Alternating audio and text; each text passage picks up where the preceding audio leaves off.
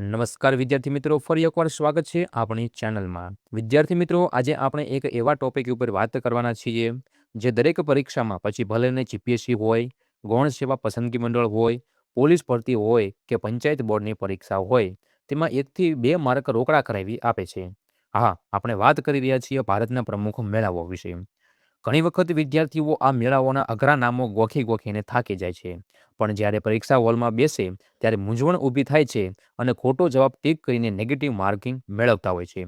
પરંતુ મિત્રો, આજના આ વિડીયોમાં જોયા પછી તમારે મેળાઓને ક્યારેય બીજી વખત ગોખવા નહીં પડે. આજે હું તમારા માટે એવી મજેદાર અને દેશી જીકે શોર્ટકટ ટ્રીક લઈને આવ્યો છું, જેનાથી પ્રશ્ન જોતા જ તમારા મગજમાં સાચો જવાબ આપોઆપ લાઇટ થઈ જશે. આજના આ સેશનમાં આપણે માત્ર ટીક જ નહીં શીખીએ, પણ આ મેળાઓ સાથે જોડાયેલી એવી અતિ મહત્વની વિગતો પણ જાણીશું, જે જીપીએસસી જેવી પરીક્ષાઓમાં સીધી પૂછાઈ જાય છે. અને હા, વિડીયોના અંતમાં મેં તમારા માટે એક સ્પેશિયલ પ્રેક્ટિસ ટેસ્ટ પણ રાખી છે, એટલે વિડીયોના છેલ્લે સેકન્ડ સુધી બન્યા રહેજો. કારણ કે જો એક મેળો મિસ થયો તો પરીક્ષાનો એક કિંમતી માર્ક મિસ થઈ જશે. તો ચાલો વિદ્યાર્થી મિત્રો, વિડીયો ચાલુ કરીએ.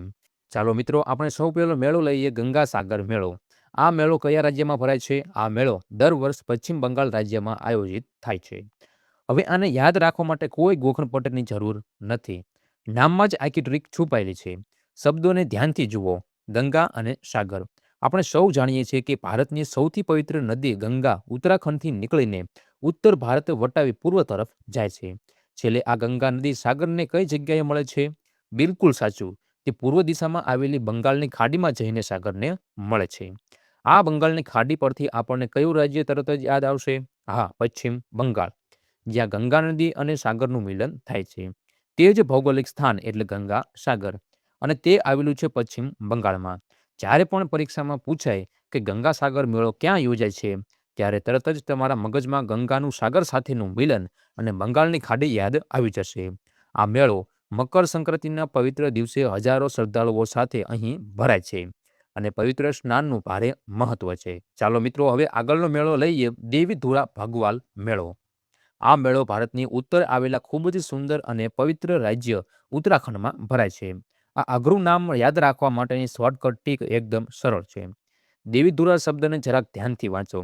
દેવીધુરામાંથી શું સંભળાય છે? દેવધારા અને દેવભૂમિ. હવે તમે જ મને કહો કે આખા ભારતમાં દેવભૂમિ તરીકે કયું રાજ્ય પ્રખ્યાત છે, જ્યાં 4 ધામ યાત્રા આવેલી છે? કેદારનાથ અને બદ્રીનાથ જેવા પવિત્ર મંદિરો આવેલા છે. હા, આપણું હિમાલયની ગોદમાં વસેલું પવિત્ર રાજ્ય એટલે ઉત્તરાખંડ.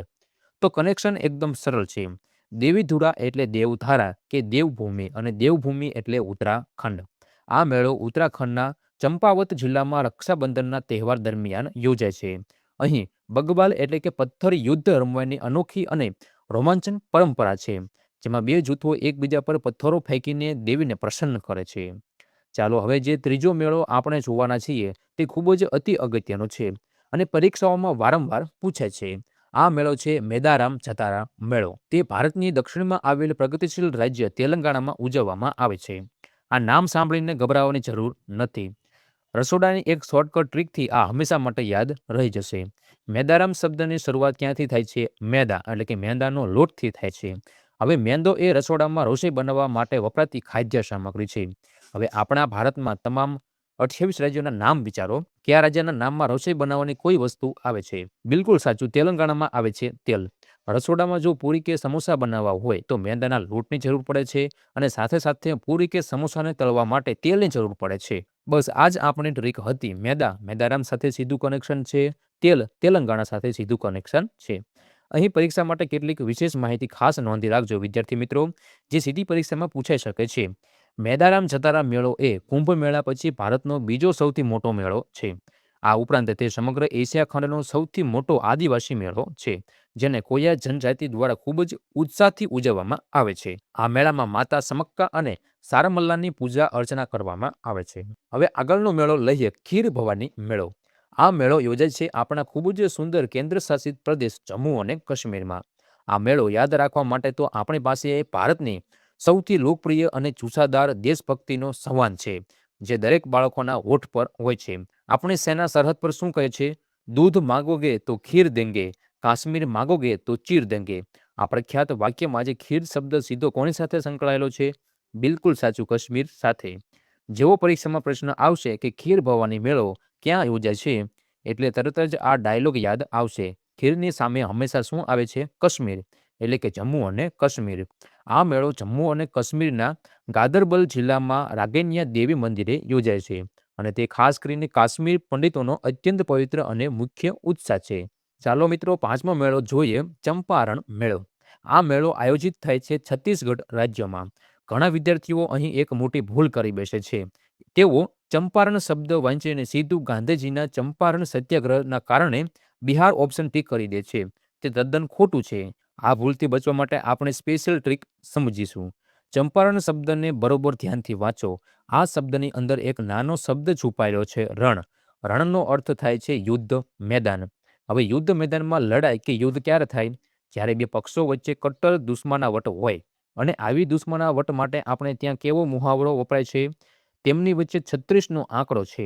આ 36નો આંકડો એટલે કયું રાજ્ય? આપણું રાજ્ય છત્તીસગઢ. કેટલું સરળ કનેક્શન છે.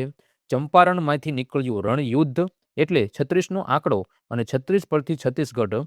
હવે પરીક્ષામાં ક્યારેય બિહાર અને છત્તીસગઢ વચ્ચે મૂંઝવણ નહીં થાય. જો આ અદ્ભુત ટ્રીક તમને ગમી હોય તો વિડીયોને હમણાં જ લાઈક કરી દેજો. ચાલો વિદ્યાર્થી મિત્રો, હવે નવો મેળો લઈએ, અંબુબાચી મેળો. આ મેળો ભારતની ઉત્તર પૂર્વ દિશામાં આવેલા પ્રકૃતિને ગોદ સમાન ખૂબ જ સુંદર રાજ્ય આસામમાં યોજાય છે. આ મેળો ખૂબ જ ચર્ચામાં રહેતો હોવાથી પરીક્ષા માટે સુપર મોસ્ટ આઈએમપી છે. આને યાદ રાખવાની કનેક્શન ટ્રીક એકદમ જોરદાર છે.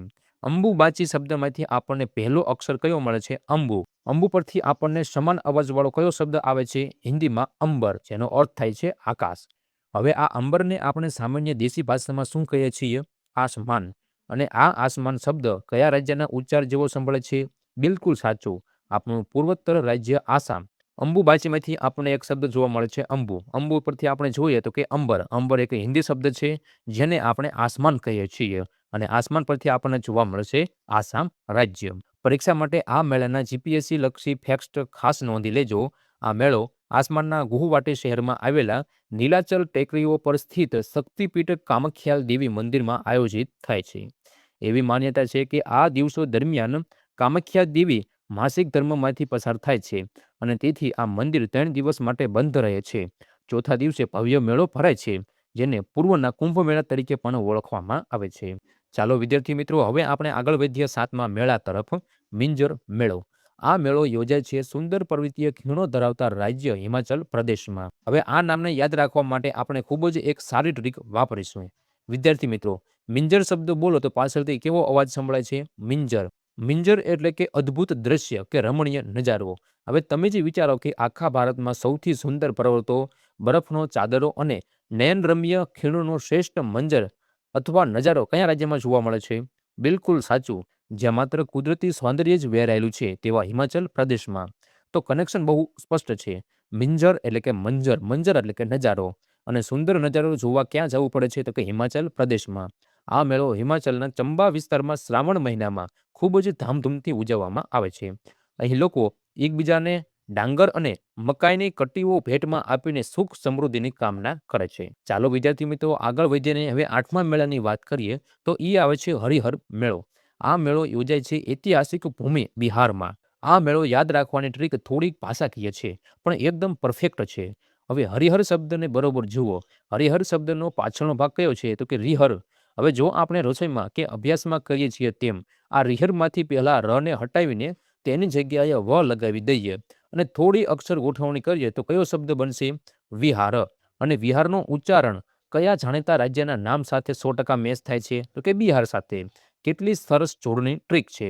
હવે હરિહર પાછળનો ભાગ રિહર બની ગયો. વિહર અને વિહાર એટલે કે બિહાર. અહીં પરીક્ષા માટે અતિ મહત્વની વિગત યાદ રાખજો. આ હરિહર મેળાને સામાન્ય રીતે સોનપુરનો મેળો તરીકે પણ ઓળખવામાં આવે છે.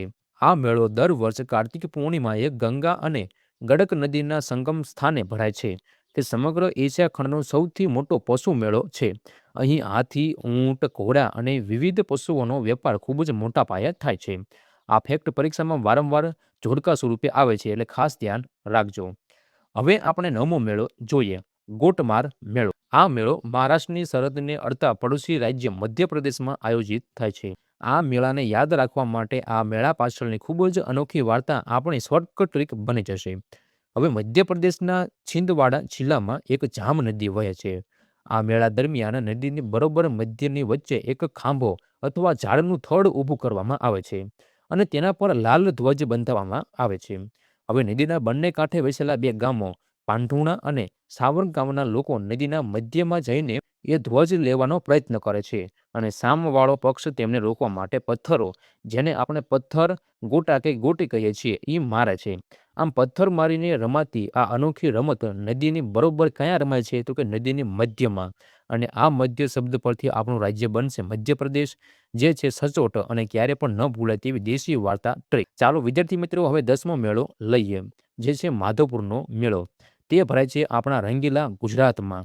આની શોર્ટકટ ટ્રીક પણ એકદમ ભક્તિમય છે. માધવપુરમાંથી આપણને કયો શબ્દ મળે છે તો કે માધવ. માધવ એ આપણા સૌના વહાલા ભગવાન શ્રી કૃષ્ણનું સુંદર નામ છે. હવે ભગવાન શ્રી કૃષ્ણ એ પોતાની રાજધાની અથવા સામ્રાજ્ય ક્યાં સ્થાપ્યું હતું તો કે આપણી પવિત્ર સોનાની નગરી એટલે કે દ્વારકા. દ્વારકા ક્યાં આવેલી છે તો કે આપણા હરિયાળા ગુજરાતમાં. આ મેળો પોરબંદર જિલ્લાના માધવપુર ઘેડ ખાતે દર વર્ષ ચૈત્ર સુદ નોમ એટલે કે રામનવમીથી શરૂ થાય છે અને લોકવાયકા મુજબ ભગવાન શ્રી કૃષ્ણ અરુણાચલ પ્રદેશના રાજકુમારી રૂકમણીનું હરણ કરીને અહીં લાવ્યા હતા અને અહીં તેમના લગ્ન થયા હતા. આ મેળો પૂર્વોત્તર ભારત અને પશ્ચિમ ભારત વચ્ચેના મજબૂત સાંસ્કૃતિક સેતુનું સર્વોત્તમ ઉદાહરણ છે. ચાલો આગળ વધીએ 11મા મેળા તરફ. તીર્થમુખ મેળો. આ મેળો ભરાય છે પૂર્વોત્તર ભારતના સુંદર રાજ્ય ત્રિપુરામાં. આ મેળો યાદ રાખવા માટે પણ આપણી અક્ષર જોડણીની સરસ ટ્રીક છે. તીર્થમુખ શબ્દને લગતી કે બોલતી વખતે શરૂઆતનો અક્ષર કયો આવે છે તો કે તી. આ તીને આપણે સંખ્યાવાચક શબ્દ ત્રિ સાથે જોડી શકીએ.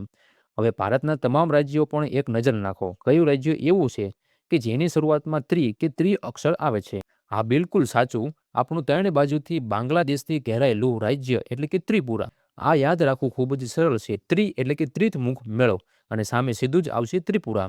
આ મેળો ઉત્તરાયણ એટલે કે મકર સંક્રાંતિના પવિત્ર તહેવાર પર ભરાય છે. હવે 12મો મેળો લઈએ, પુષ્કર મેળો. આ મેળો ભરાય છે રજવાડાઓની ઐતિહાસિક ભૂમિ રાજસ્થાનના અજમેર જિલ્લામાં.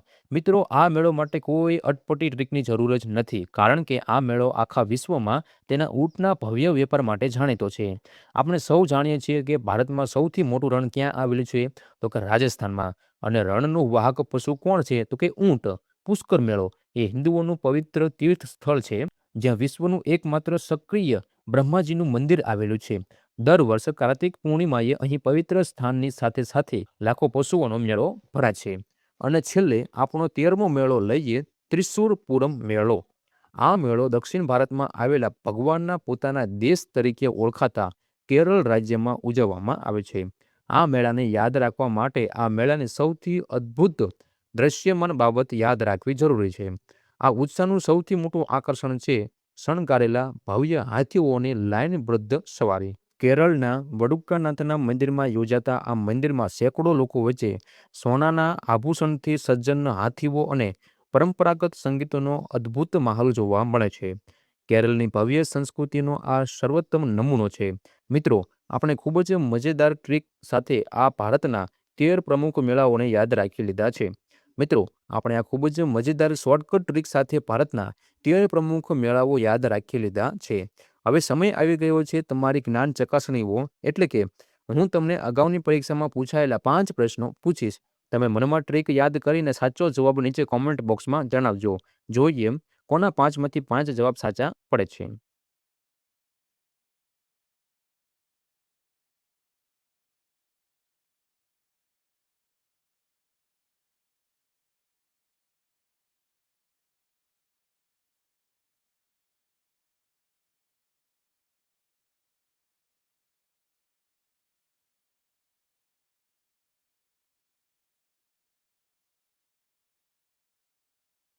વિદ્યાર્થી મિત્રો, ખૂબ જ સરસ. જે વિદ્યાર્થીઓએ કોમેન્ટ બોક્સમાં જવાબ આપ્યા છે તેમનો આત્મવિશ્વાસને ખૂબ ખૂબ સલામ.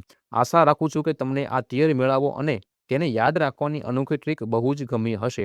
અને હવે પરીક્ષામાં આ મેળાઓમાંથી ગમે ત્યારે પ્રશ્ન આવશે તો તમારો એક પણ માર્ક કપાશે નહીં. યાદ રાખજો કે કોયા જનજાતિનો એશિયાનો સૌથી મોટો આદિવાસી મેળો એટલે કે મેદારામ જતારા. આ પરીક્ષાલક્ષી ફેક્ટ્સ વારંવાર રિવિઝન કરતા રહેજો. જો તમને અમારી મહેનત અને આ શોર્ટકટ ટ્રિક્સ પસંદ આવ્યું હોય તો આ વિડીયોને અત્યારે જ એક લાઇક કરો. તમારા અન્ય સ્પર્ધાત્મક પરીક્ષાઓની તૈયારી કરતા મિત્રો સાથે વોટ્સએપ અને ટેલિગ્રામ પર જોરદાર રીતે શેર કરો. અને આવી જ નવી જીકે ટ્રિક્સ રોજ મેળવવા માટે અમારી ચેનલ ટ્રિક બજારને હમણાં જ સબસ્ક્રાઇબ કરો અને બેલ આઇકનને દબાવી દેજો. ફરી મળીશું આવા જ એક નવા વિડીયો સાથે. ત્યાં સુધી તમારા બધાનો ખૂબ ખૂબ આભાર.